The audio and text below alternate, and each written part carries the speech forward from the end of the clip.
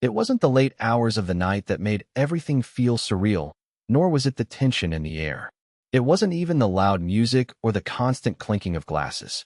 What made everything feel off was the silence that crept in when I stood up from my seat and left the party. The silence wasn't literal. It was the absence of her. The absence of the person I thought I knew. I had been watching her for a while, but not in the way you'd expect. It wasn't some strange, jealous feeling that compelled me to keep an eye on her. It was more like the realization that I had no idea who she really was anymore. And it wasn't just tonight. It had been building for months. Small things, insignificant things at first, that started to add up. Her smile wasn't the same. Her touch, once warm and reassuring, now felt distant. And her laugh, it was the most haunting of all. The laugh that once belonged to me was now shared with everyone else but me. I had been content to ignore it at first, chalking it up to stress or the grind of everyday life. But tonight, at that party, the facade cracked. I was sitting there, surrounded by strangers, pretending to enjoy myself, when I saw it. Her laugh. That carefree, spontaneous laugh that had always made my heart skip a beat. Except it wasn't directed at me anymore. It was directed at him. It wasn't the first time I had seen her laugh with someone else, but tonight was different. It wasn't just a casual laugh or a fleeting moment. It was full of life, full of something I hadn't seen in her for what felt like forever. It was as if she was someone else entirely, someone I didn't recognize. She wasn't laughing with the group or cracking jokes with her friends. No, this was personal. Intimate, even. I didn't want to confront it. I didn't want to admit what was happening. But in that moment, I couldn't look away. I told myself I was imagining things. Maybe it was nothing. Maybe it was just the atmosphere of the party, or maybe I was just being paranoid. But deep down, I knew it was more than that. The way she leaned in close to him, the way her eyes sparkled, those little gestures that used to be reserved for me. She was giving them to him now. As I sat there, watching her, I felt something I hadn't felt in years, insignificance. It wasn't just the way she ignored me anymore. It was the way she seemed to have forgotten who I was entirely. The man sitting next to her wasn't me. The man she was laughing with, the one she was sharing moments with, wasn't the man I thought I knew. And then, the moment that sealed it all, came when she looked at me. It wasn't a glance of affection or recognition, not even a friendly smile. It was as though I was invisible, as though I had no place in her world anymore. I could see it in her eyes. The way they flickered toward me, quickly, almost apologetically, before she turned back to him. It wasn't deliberate. It wasn't cruel. But it was clear. I wasn't a part of her world anymore. And that was when I stood up. I didn't make a scene. I didn't cause a fuss. I didn't say a word. I just stood up from the table, set my drink down, and walked toward the door. The room seemed to blur as I moved, my steps growing more purposeful. I didn't look back. Not once. I had made up my mind. There was no point in staying at a party where I wasn't even acknowledged. There was no point in pretending that everything was fine when I knew, deep down, that it wasn't. The cold air hit me as I stepped outside. It wasn't a shock to my system, it was a relief. The hum of the party faded away, replaced by the stillness of the night. I had done it. I had walked away. And yet, I wasn't sure what I had just done. Was it an act of defiance? Or was it just the inevitable consequence of everything that had been building up? I stood there for a moment, letting the night settle around me. The world was silent, and in that silence, I found clarity. What had just happened wasn't about me being left out of a conversation. It wasn't about me being ignored in a room full of people. It was about something much deeper, something more painful than I had ever imagined. The woman I had married, the one I thought I knew, was gone. I stood outside the venue for what felt like an eternity, trying to collect my thoughts, but nothing seemed to make sense. I hadn't planned on leaving. I hadn't even planned on noticing anything at all. But something about that moment, seeing her laugh, seeing her give something to someone else that I hadn't seen in so long, it hit me like a freight train. I wanted to be angry, to yell, to confront her. But the more I thought about it, the less I wanted to. The anger felt too big, too overwhelming. The truth was, I didn't even know if I had the right to feel angry. Maybe it was just me being irrational. Maybe I was overreacting. I turned my back to the doors of the building and walked down the street. The crisp air helped clear my head, but it didn't change the fact that something had shifted. There was a weight in my chest that had been building for months, years even, and now it felt unbearable. It wasn't just that Caroline had stopped laughing with me. It wasn't just that she seemed different in front of everyone else. It was that, for the first time, I realized I didn't know how to get her back. The whole evening kept replaying in my mind, but this time, I tried to view it from an outside perspective. From the moment we had arrived, she was so caught up in her world that I was a mere accessory in it. She barely looked at me when we walked in. When we stood together, there was no connection, no whisper of affection, no small touch to remind me that she was still mine. Her eyes never met mine for more than a second. It was as though I was just a placeholder, a guy in the background. The thought stung, but it also made me question everything. I thought I knew my wife. I thought we had this unspoken understanding, this bond that couldn't be broken. But somewhere, somehow, things had started to slip away, and I had been too busy or too naive to notice. I kept walking, the streets eerily quiet under the dim streetlights. I tried to make sense of it. She wasn't the woman I had married anymore. But what had changed? Was it me? Had I done something wrong? Or had she just grown tired of me? I didn't know the answers, and the more I tried to find them, the further they seemed to slip out of my grasp. I pulled my jacket tighter around me, trying to ward off the cold, but the chill wasn't coming from the weather. It was something deeper, something that settled in my bones. I couldn't put my finger on it, but I could feel it, that unmistakable sense that everything was different now. The woman I had promised to love and cherish wasn't the same person anymore. The laughter she once shared with me was gone, and in its place, there was this hollow, distant version of her, laughing with someone else. I couldn't ignore it. But the problem was, I didn't know what to do about it. The path forward was unclear.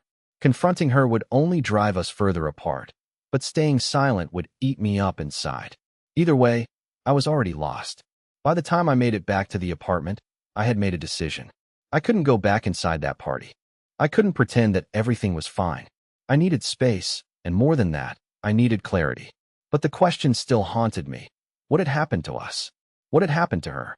I didn't know, but I had to find out. I couldn't just let it slide anymore. I couldn't pretend that I was okay with the way things were. I needed answers, even if those answers meant I might not like what I found. I sat on the couch, the silence of the apartment enveloping me like a heavy blanket. The weight of everything I had seen that night pressed down on me. I thought about Caroline, her laugh, her smile, the way she had changed over the past few months. There had been signs, little things that I had ignored, things that didn't make sense at the time. But now, it all seemed so obvious. I wasn't angry. I wasn't ready to explode with rage. I was just confused. Confused by what was happening to her. Confused by the distance between us. And, most of all, confused by the man she seemed to be with now. It wasn't just the way she looked at him. It was the way she looked at me. There was no recognition in her eyes anymore. No warmth. No love. I stared at the door. The thought of walking back in and pretending to be part of that world again seemed unbearable. I had to know. I had to confront the truth. But how? The questions spun around in my head like a whirlwind, each one louder than the last. What was I supposed to do with all this information? How did I move forward when the very foundation of my marriage felt like it had crumbled beneath me? I had no answers, but I knew one thing for sure. I couldn't stay in this limbo forever. I had to face the truth, no matter how painful it would be. And I had to do it before the silence between us grew any louder. I couldn't wait any longer. The next morning, I couldn't shake the feeling of that moment. The silence that had settled in the air between Caroline and me felt suffocating. I had tried to sleep, tried to push everything out of my mind, but it was impossible. I kept replaying her laugh, the way she smiled at him, the way she had acted as though I were invisible. I had to face the fact that something was changing between us, something I couldn't ignore any longer. But what was it? Was it a gradual shift, something I had missed, or was this an abrupt change that had just exploded in front of me? I got up, went through the motions of my morning routine, but nothing felt right. The coffee tasted bland, the air felt thick, and even the sunlight creeping through the window didn't seem to offer any comfort. I stared at the clock, wondering when Caroline would come home. I hadn't seen her since I walked out of the party, and the emptiness of the apartment only seemed to grow with each passing minute. I found myself pacing, trying to figure out how I was going to approach this. Part of me wanted to avoid it altogether, pretend that nothing had happened, that it was all in my head. But I knew better than that. I knew this was bigger than that. I couldn't keep pretending like everything was fine. I needed answers, and I needed them now. But as I walked past the hallway mirror, I stopped. There was a moment of clarity. A single thought, an idea that hadn't fully formed until now, hit me like a bolt of lightning. I needed to find the truth. Not just from Caroline, but from the world she was living in now. The world I wasn't a part of anymore. I had been distant, too caught up in my own little world, not paying attention to the signs. But now, I couldn't ignore them. I had to know everything. I felt a strange rush of adrenaline. It wasn't a feeling of anger or resentment. It was something more primal. A need to understand what had shifted in the dynamic of our relationship. A need to uncover the truth, even if it meant confronting things I wasn't ready to face. Caroline wasn't answering her phone, and I started to wonder where she was. She wasn't usually gone this long after a night out, especially after a party where things had been so clearly strained. I pulled out my phone again, scrolling through messages, emails, anything that might give me a clue as to what had been going on in her life, while I had been too blind to see it. Nothing. Just the usual texts from friends and family, the typical back and forth. No sign of anything unusual. But then, I remembered something. Her calendar. It had always been meticulously planned. Work events, dinners, meetings, but there was one appointment that stood out to me, a lunch meeting that I hadn't known about. I had never seen her mention it before. It wasn't something she had talked about, and when I tried to ask her about it, she'd shrugged it off with some excuse. But now, in the back of my mind, it felt important. Had I missed something? I decided to take a chance and show up. It wasn't like me to invade her privacy like this. I had always respected her space, her independence. But in that moment, I didn't care. The need to understand, to see what was happening, was overwhelming. I grabbed my jacket and headed out the door. I didn't know where this meeting was taking place, but I had a few guesses. The places Caroline frequented, the spots she would go if she needed a break. I figured I could catch a glimpse of what was really going on in her life, away from the perfect image she had been showing me. I parked a few blocks away from her office, walking down the street until I saw her car. It was parked in front of a small, unassuming cafe that I had never seen her visit before. She had always been so predictable, always choosing the same spots, the ones I knew well. But this place? This was new. I stood across the street, my heart pounding as I watched the door of the cafe. Time seemed to slow down as I waited, watching the people go in and out, hoping, praying that I wouldn't see what I thought I might. But after what felt like an eternity, there she was. Caroline walked out of the cafe, laughing as she spoke to someone who was walking next to her. I froze. It wasn't the way she laughed that struck me. It was who she was laughing with. David, the man from the party. They stood on the sidewalk, talking, looking at each other with an ease and familiarity that I hadn't seen between Caroline and me in so long. The way she touched his arm, the way their conversation flowed, like they were the only two people in the world. It was exactly like what I had seen at the party, but this time, it felt so much worse. I couldn't move. I couldn't breathe. I was paralyzed by the weight of the moment. I had suspected something for months, but seeing it with my own eyes? That was a different level of reality altogether. This wasn't just some friendly interaction. This wasn't casual. This was something else, something I had no place in. I stood there for a few more seconds, my mind reeling, but I couldn't stay any longer. The truth was already too clear, too undeniable. I turned and walked back to my car, the world around me completely silent, as if the noise of the city had drowned out everything but the truth I was desperately trying to ignore. I didn't know what to do next. I didn't know how to confront this. But I knew one thing for sure. Nothing would ever be the same again. The drive home was a blur.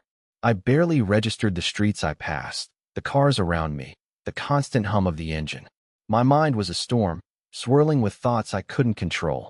The image of Caroline and David standing together, laughing, so effortlessly in tune with one another, kept playing on a loop in my head. It wasn't just the fact that they were together, it was how natural it looked, how comfortable they were with each other. That was the most painful part. It wasn't even a look I had ever gotten from her in recent months. It was a kind of connection I had once shared with her, a bond that I thought no one could replace. But there they were, exchanging inside jokes, touching each other in ways that weren't just friendly. It hit me like a punch to the gut. How had I not seen it before? Was I really that blind? Or had I simply been too afraid to face it? I parked the car in front of the apartment, not sure what I was supposed to do next. Part of me wanted to march inside, confront her right there, and demand answers. The other part of me, the part that had been living in denial, told me to let it go, to walk away, and forget what I had seen. But I knew I couldn't. I couldn't unsee it. The truth had already taken root, and now it was growing, stretching its tendrils into every corner of my mind. There was no going back. I sat in the car for a while, staring at the door to our apartment. It felt like I was looking at the entrance to a life that wasn't mine anymore. A life that had been shared, once upon a time, with someone who no longer existed. The woman who had been my partner in everything was slipping away from me, and I had no idea how to stop it. When I finally stepped inside, I found the apartment exactly as I had left it, quiet, empty, like the shell of a life that once felt full. The silence hit me hard. I thought I would be angry. I thought I would be yelling, demanding answers. But instead, I felt something else. I felt small. I felt like I had been living in a fantasy, and the walls had come crashing down. I had been living with this illusion of a perfect marriage, of a perfect life. But now it all felt hollow. I tried to distract myself, picking up a book that had been lying on the coffee table for weeks, but I couldn't focus. My eyes kept drifting back to the door. When would she come home? What would I say? Would I even be able to look her in the eye after what I had seen? I didn't know the answers to any of these questions. All I knew was that something had shifted in me, something deep and irreversible. As I sat there, trying to steady my breathing, I couldn't help but replay the conversation we had a few days ago. She had seemed so distant then, almost like she was already a world away, emotionally checked out, but I didn't want to believe it. I kept telling myself it was just a rough patch. I kept telling myself that we would get through it, that things would go back to normal. But now, I wasn't so sure. Minutes passed, then hours, and still, she didn't come home. My mind raced through countless possibilities. Maybe she was just busy. Maybe there was a simple explanation. But in my heart, I knew I was lying to myself. She wasn't just busy. Something had happened. Something had changed, and it wasn't just a minor shift. This was something deeper, something I had missed. And now, I was forced to confront it. I had to figure out what to do with this truth, this painful realization that my marriage was no longer what I thought it was. As I waited for her to return, my thoughts shifted from anger to something else. I wasn't angry anymore. Not yet, at least. I was scared. Scared of losing her. Scared of the life I had built. Scared of what would happen if I confronted her and the truth that would inevitably follow. But most of all, I was scared of what I would do if I didn't confront her. If I let this fester, let it eat away at me without ever getting the answers I needed, I knew it would destroy me. The silence was deafening, and in it, I could hear the cracks in everything. Finally, hours later, I heard the front door open. My heart raced, and I braced myself, unsure of what would come next. Would she act like nothing was wrong? Would she apologize, pretend that nothing had changed? Or would she confront me, the way I knew deep down we both needed to? She stepped inside, her eyes scanning the room, but her expression remained neutral. She didn't seem surprised to see me sitting there. She didn't seem concerned or anxious, just calm. Too calm. She set her keys down, glancing at me briefly before walking toward the kitchen. I stood up, my heart pounding in my chest. There it was, the moment I had been waiting for. The moment where everything would finally come to light. But what would I say? What was I supposed to say when the woman I thought I knew was standing in front of me, a stranger I didn't recognize? "Caroline," I said, my voice quieter than I wanted it to be. "We need to talk." She froze, her back still turned toward me, and for a brief second, I thought she might turn around and walk away. But then she sighed, the kind of sigh that comes from someone who has been carrying something heavy for far too long, and slowly, she turned to face me. "What's on your mind?" she asked, her tone almost casual. I wasn't sure if it was the calmness in her voice that threw me off, or if it was the way she was looking at me, almost as though she had already made peace with what was happening. "You know what's on my mind," I replied, trying to keep my voice steady. "I've been wondering for a long time when you were going to tell me what's been going on. I saw you today. With him." Her face didn't change. She didn't flinch, didn't look away, and didn't look surprised. Instead, she looked resigned, like she had been expecting this moment. "Well, it's not exactly what you think," she said softly, stepping toward me, her voice more like a whisper now. And just like that, everything inside me went cold. The silence between us had finally shattered, and I wasn't sure if I was ready for what was coming next. Her words hung in the air, suspended like a blade ready to fall. "It's not exactly what you think." I felt a shiver run down my spine, and for a moment, I couldn't breathe. The room felt smaller, the walls closing in as the truth I had been dreading seemed so much closer now.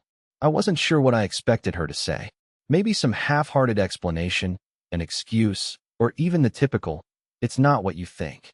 But this didn't feel like anything I had prepared for. It wasn't the defense I thought I'd hear, the words that would let her off the hook. It was almost as though she had already accepted it herself.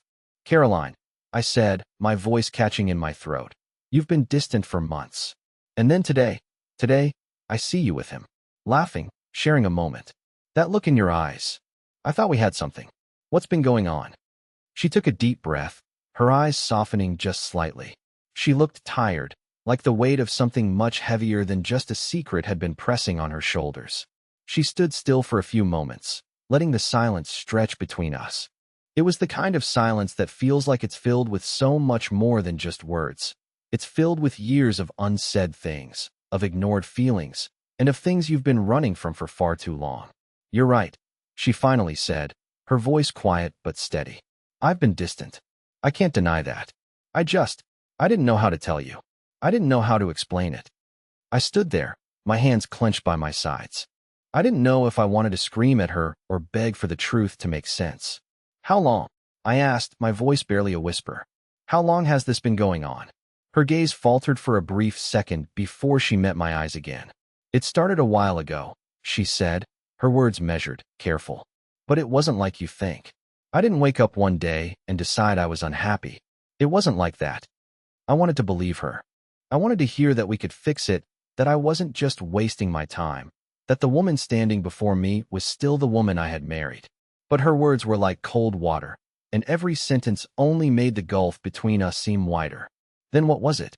I asked, unable to hide the bitterness that had started to seep into my voice. "What changed, Caroline?" She hesitated again, then exhaled slowly.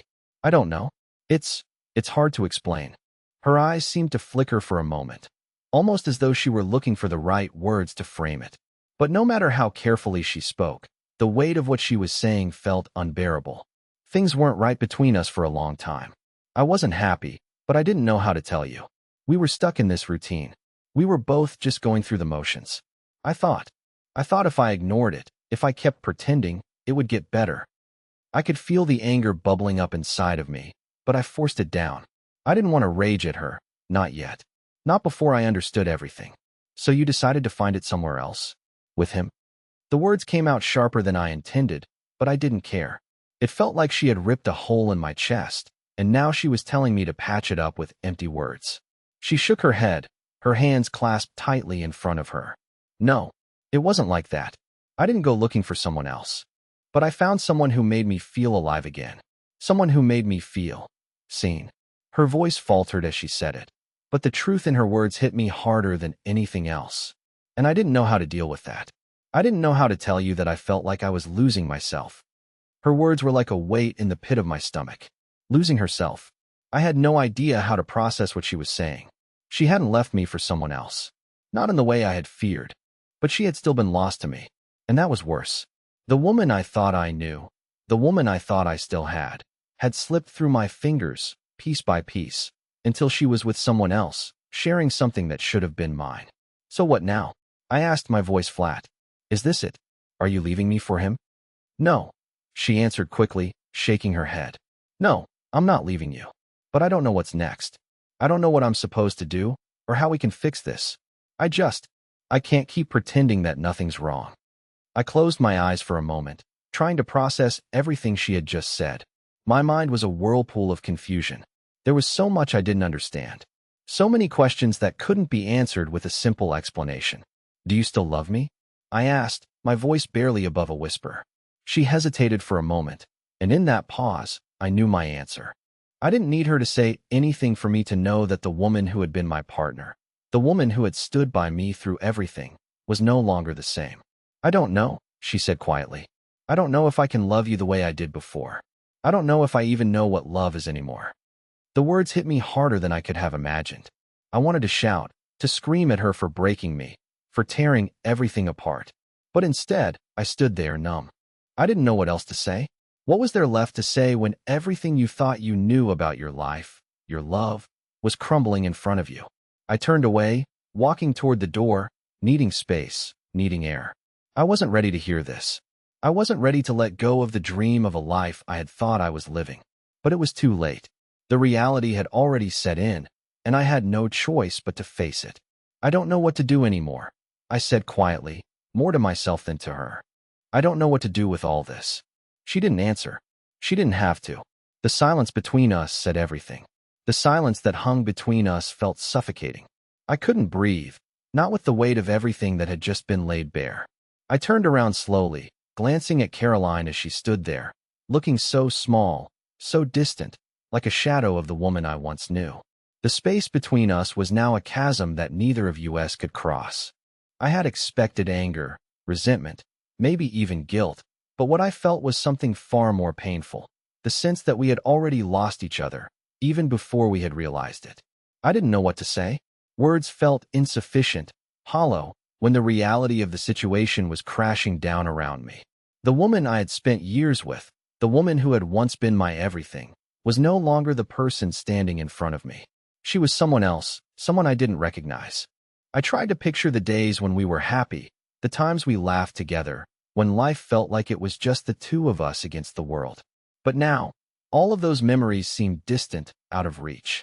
The connection we once shared was slowly dissolving, and there was nothing I could do to stop it. I never wanted this to happen, Caroline said quietly, her voice almost breaking. I didn't want to hurt you, but I couldn't keep living a lie.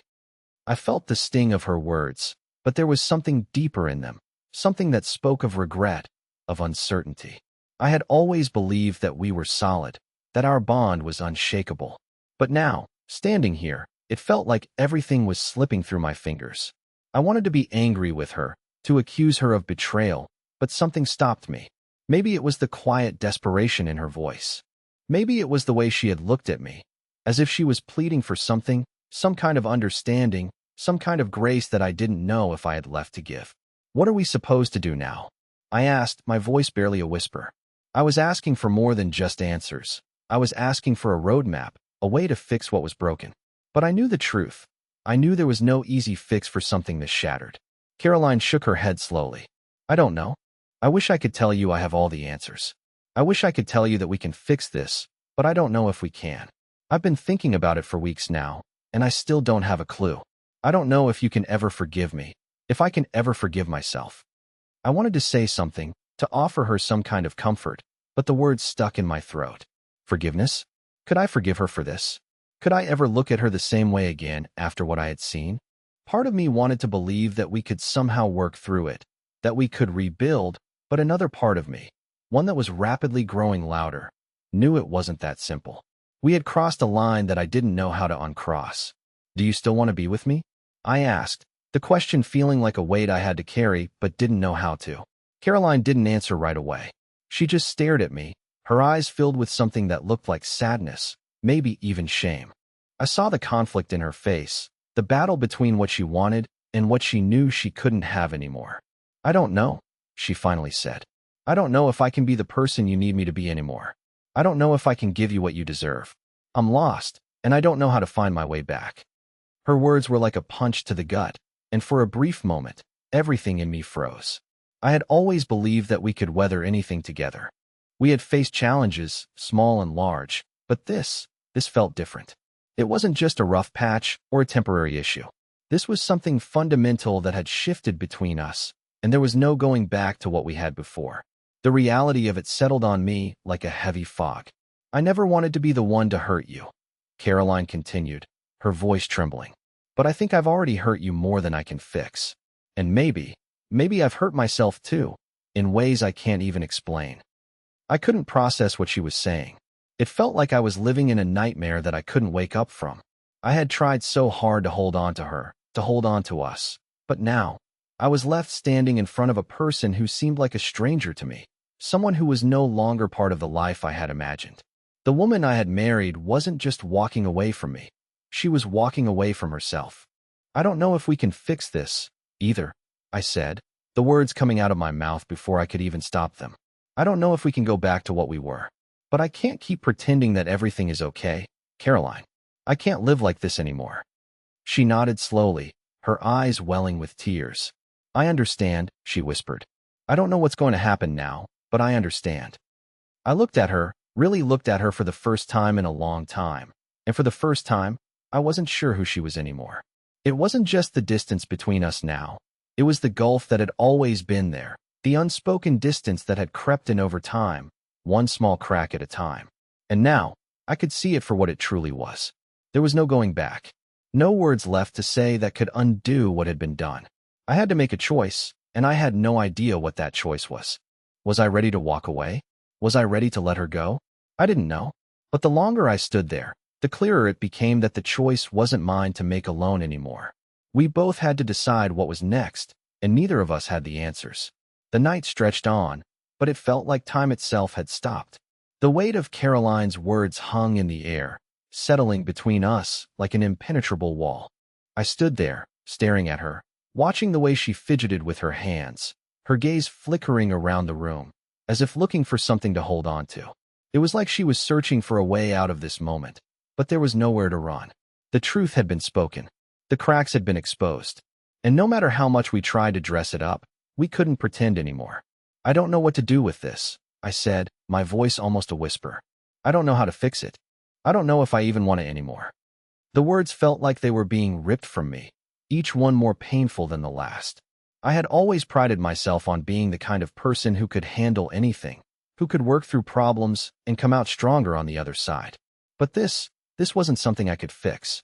This wasn't a broken pipe or a lost job. This was the destruction of something I had held dear for so long. And the hardest part wasn't just that it was crumbling. It was that I was standing there, watching it happen, unable to stop it. Caroline's face crumpled, the walls she had built up between us starting to crack. She stepped forward, her eyes filled with regret and something I couldn't quite place. Fear, maybe. Or maybe it was just the weight of knowing that she had caused this. I never wanted to hurt you, she said, her voice breaking. I didn't want any of this. I didn't want to lose us. I wanted to respond, to scream at her, to say everything I had been holding inside. But instead, I just stood there, numb.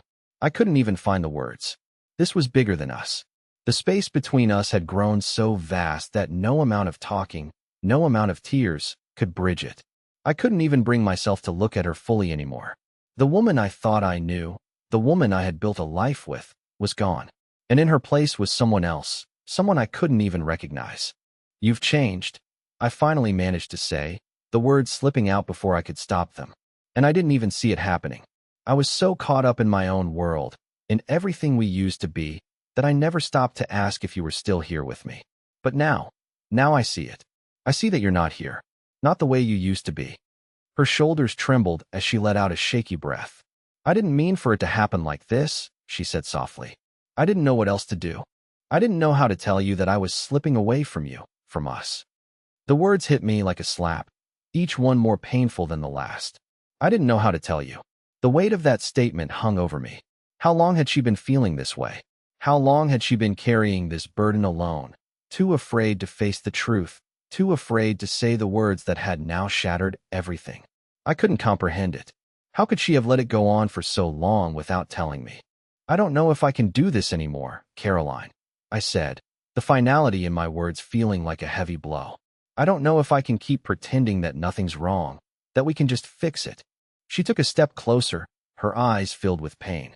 I'm sorry, she whispered. I know I've failed you, but I'm still here. I'm still trying to figure out who I am, who we are. I don't want to lose you, but I don't know how to fix what's broken.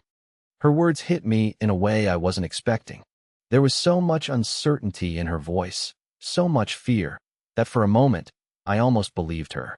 Maybe we could work through this. Maybe we could rebuild what we once had. But then I remembered everything I had seen, the way she laughed with him, the way she had been slipping away for months. She was right. She didn't know who she was anymore. And I couldn't hold on to someone who wasn't even sure they wanted to be here. I can't keep waiting for you to figure it out, I said, the words tasting like ashes in my mouth. I've been waiting for you to come back, for things to get better. But it's like you're already gone. And I don't know if I can hold on any longer. I turned away, walking toward the door, but she reached out to stop me.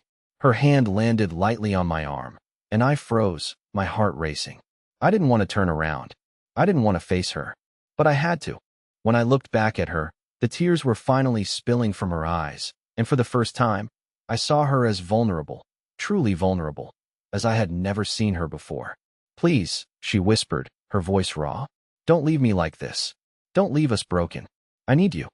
For a moment, I stood there, caught between everything I had known and everything that was now slipping through my fingers. My heart ached for her.